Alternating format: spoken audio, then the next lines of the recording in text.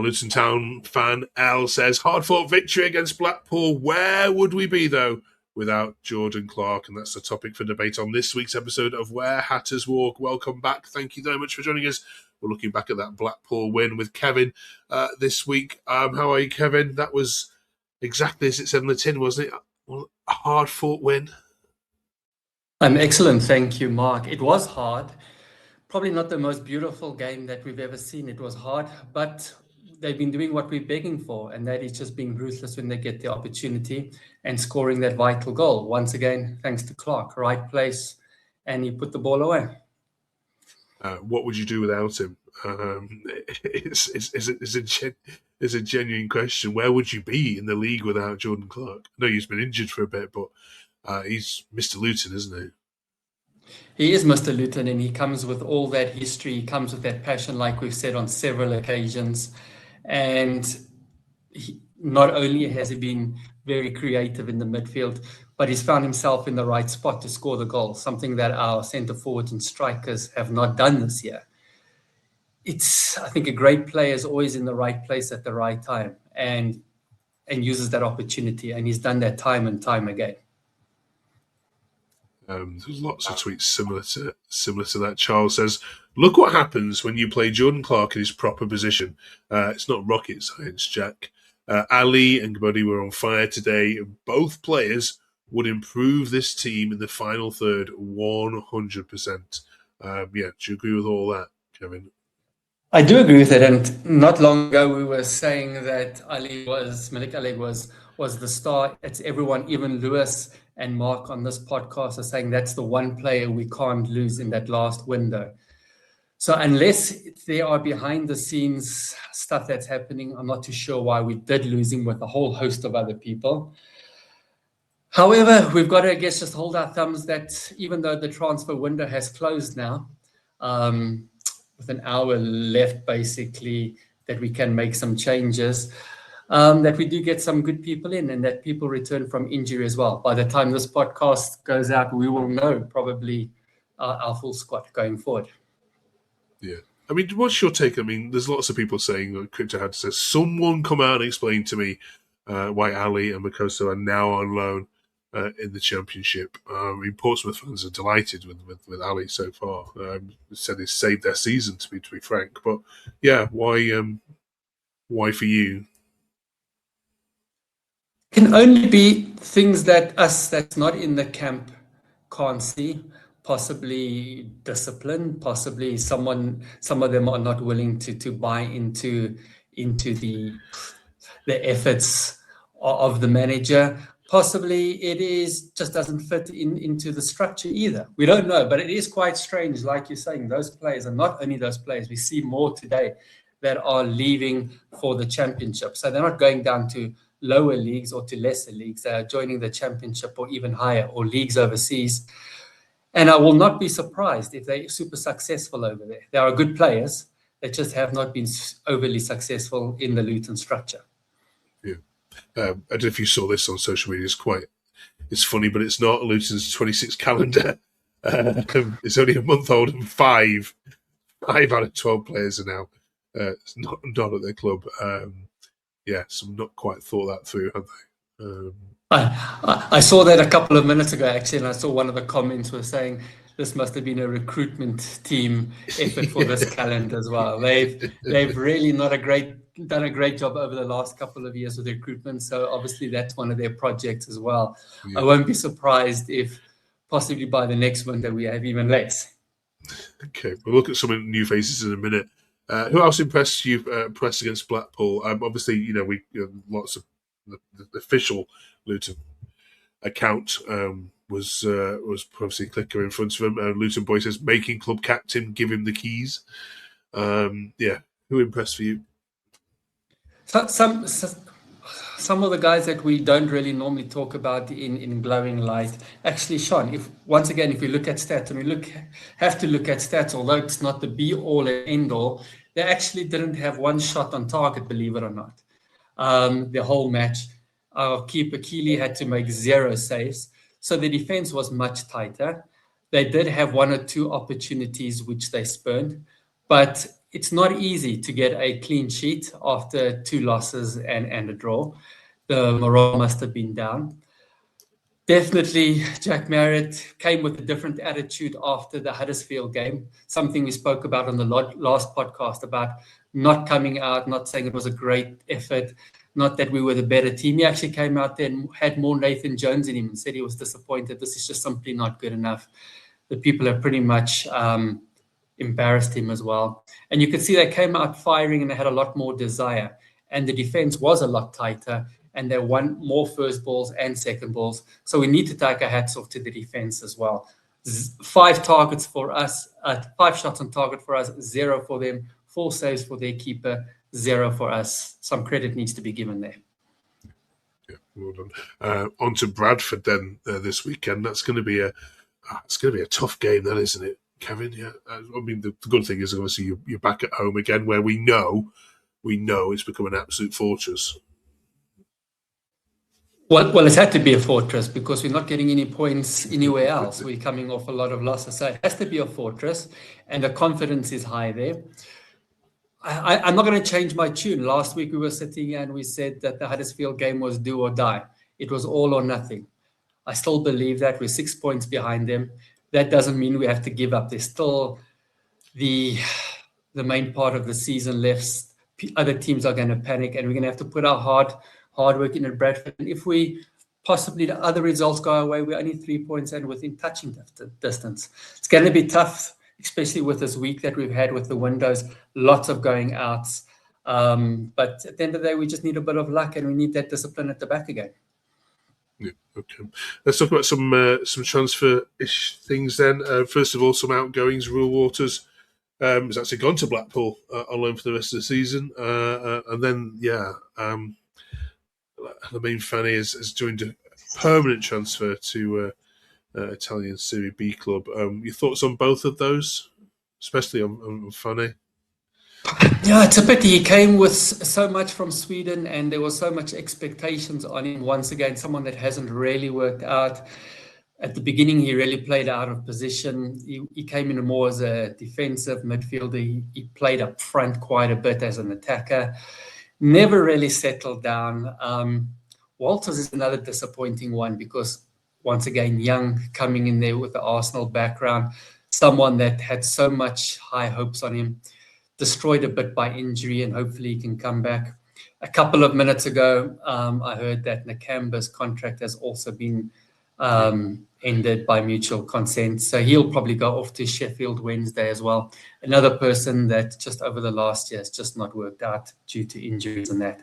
So that's about 9 going out this transfer window. And at this point, confirmed 3 coming in. Yeah, Devante Cole being one of those. Another striker, which we've talked many times about here. What was needed. What have you made of the faces coming in? Lewis was here a couple of weeks ago talking about we need that creativity. You've said that yourself many times as well. Do you think it's been a good window for Luton or not? If it doesn't change, if we don't get a couple more in, it has been a disastrous window, I think. Devante Cole is good. He's got a good physical presence up there. But at the end of the day, not world class, but I think he can add a lot of value. There's a couple more that's obviously going out. While coming in, we know that Lawrence has come in. He hasn't really impressed most people yet. He's a very young man who also doesn't have that physicality. And then we've got Casey Palmer, who's been a bit iffy. Hasn't been brilliant, hasn't been bad. A lot of people have said he's got a lot of injuries, and we're worried about that. So those are the 3 main ones in. So if it ends like that, which I doubt, I think it's been a very, very bad window, especially with all the losses that we've had going out. Yeah, absolutely. Because we've also had, of course, our friend that we've spoken about many times going off to Sheffield Wednesday, of course, as well, haven't we, on loan as well. So we're going to miss he did talking about Yates, won't we, for a little bit? Anyway.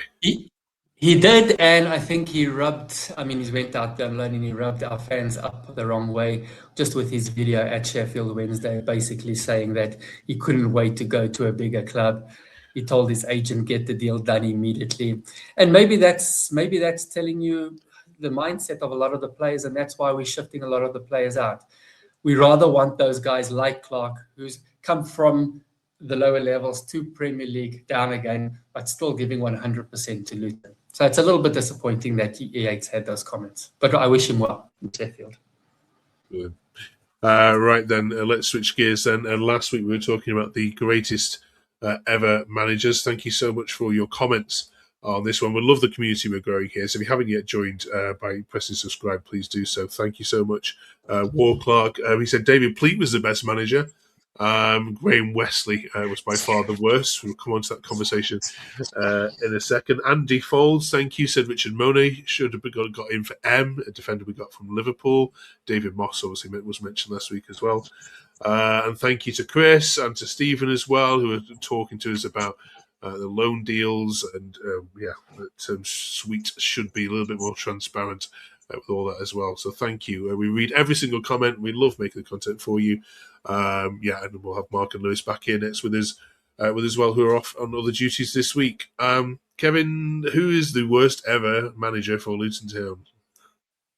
I think there is a little provider to that, and not necessarily the worst in terms of results and that kind of stuff. I believe it was who was probably the most boring or played the boring most football, boring. Yeah. Because otherwise, I'm going to piss off a lot of people listening to this podcast, and I'm sure we will either way, because everyone's got their favorites. I mean, this is just a discussion, a bit of fun, so I hope no one takes it too personally. Yeah. And I'm sure 99% of people will disagree with me anyway. Look, I've got a couple of mentions. Graham Jones, although super successful, 2019, 2020, a lot of possession. He loved to play possession football. Didn't do too much with the possession. He would normally have 60-65% of the possession, but I felt that his teams didn't have the aggression they could have had. The pace wasn't really there, and it lacked of excitement. Someone you just mentioned now, Richard Monet as well. I spoke to a couple of people that are supporters of the club, and I asked them the same questions, and a lot of people stated him as well. Also believed that he didn't take a lot of risks, played slow tempo football, frustrated them a lot of times. And then another person that came up quite often while I was talking was Gary Brabin as well, just in terms of hoofball, get the ball up there, didn't play with a lot of style. For them, it was the most irritating part, irritating kind of style. And then some people actually said that Matt Bloomfield, he had a horrible start when he first came in. It was pretty boring. People gave him a bit of a chance. He got it right at the end of the championship. And then at the beginning of this year till he left, it was really frustrating. Looked like he didn't really know what he's doing. There was no pace. There was no precision. And a lot of people actually said, although it's fresh in their minds, that it was just not great football. Yeah, true. I think Oxford fans at the moment are quite enjoying his brand compared to what they had before with Gary Rowett, which is fascinating, isn't it?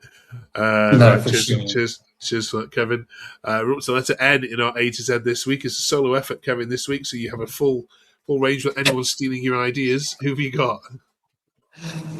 Once again, let me come. It's always interesting on the comments that everyone's got different ideas, once again, and different people they loved from the 60s and the 70s and that. And once again, I just want to remind people, this is just for a bit of fun. I don't think there's ever going to be consensus. However, it's always brilliant to read their comments. And I really appreciate the interaction. And that's what makes this community great, like you said. Yeah. Saying that, number one, I'd probably say Kevin Nichols. I think he'd always be a brilliant captain for Luton Town. Once again, a hard, strong man. He was someone that drove the club going forward. So he would always be front of mind. One of the managers who had a massive role to play is Mike Newell. Also took the club to a different level and pushed us forward. More recently, we just spoke about him now. He's not our player anymore, so we'll probably scrap it. But he played a massive role in us going to the Premier League, which hasn't happened before and probably won't happen in many years. And that's Marvelous Nakamba. My neighbor here in Zimbabwe plays in South Africa very often. Brilliant effort when he came on loan, helped us tremendously in the defense, in the midfield. but once again, too many injuries and hasn't helped us. Our current captain, Naismith, once again, before he left in his first stint, was a bit of a folk hero. Has gone off the boil now, and I think he's got more detractors than fans at this very point, but still someone that really wears his heart on his sleeve. And then lastly, Chris Nicol as well. 97 appearances for Luton Town, the Northern Ireland guy. Also, once again, played a massive role in Luton Town and its success. Brilliant. Which one of those, Kevin? Which I'm going to get abuse on it, but I would still go for Kevin Nicholls just because of his captaincy, his leadership, and obviously the time that he played. We needed someone like him in there. Brilliant. Great shout. Thank you very much. Now, the team are going to need your help next week because they might run into a bit of a sticky wicket with the letter O. Not many players to choose from here, maybe not any good ones anyway. So can you help them out? We're going to let them put overhead kicks in. If you can remember a time, a bicycle kick from a Luton Town player of any description, of any era, with any letter, doesn't have to be a letter O, can you let us know in the comments? We'll read some of these out next week. These lot can choose their favourite from those suggested. Bicycle kicks scored by a Luton Town player, especially if there's anyone significant. Okay.